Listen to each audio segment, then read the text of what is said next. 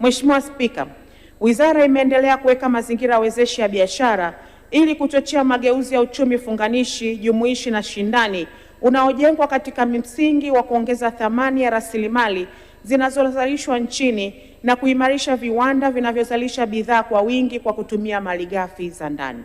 Jitihada hizo ni utekelezaji wa malengo ya Dira 2025 ambayo yamejielekeza katika kuhakikisha upatikanaji wa bidhaa muhimu, kuzalisha bidhaa bora, kutoa ajira kwa wingi na kuongeza mauzo nje ya nchi.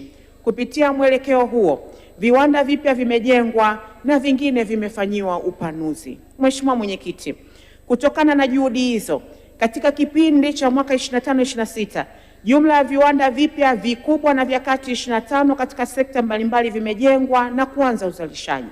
Viwanda hivyo vimetoa jumla ya ajira 39,250 ambapo ajira za moja kwa moja ni 7,635 na zisizo za moja kwa moja ni 31,615. Hali ya uzalishaji viwandani imeendelea kuimarika na kutoa mchango mkubwa katika uchumi. Mheshimiwa Mwenyekiti, viwanda vya mabati. Tanzania ina viwanda vikubwa vitano vya mabati ambavyo ni Lodhia, MMI Steel, Alaf Limited, King Lion na GSM Roofing Sheet, vikiwa vina uwezo uliosimikwa wa kuzalisha mabati tani 410,000 ya rangi na tani 700,000 meupe kwa mwaka. Hadi kufikia Aprili 2026, viwanda hivyo vimezalisha jumla ya tani 350,000 za mabati ya rangi na tani 500,000 ya mabati meupe, sawa na 70% ya uzalishaji wa mabati nchini. Aidha, mahitaji ya mabati ya rangi ni takriban tani 250,000 na mabati meupe ni 380,000. Mabati ya ziada huuzwa katika nchi jirani.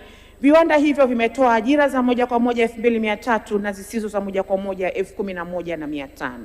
Mheshimiwa Mwenyekiti, kati ya viwanda hivyo vikubwa, kiwanda cha GSM Roofing Sheet kilichopo Dar es Salaam ni kipya na kinazalisha mabati ya rangi chenye uwezo uliosimikwa wa kuzalisha mabati tani 1,500,000 kwa mwaka na kutoa ajira za moja kwa moja 800 na zisizo za moja kwa moja 3,000. Hadi kufikia Aprili 26, kiwanda kimezalisha mabati tani 45,000.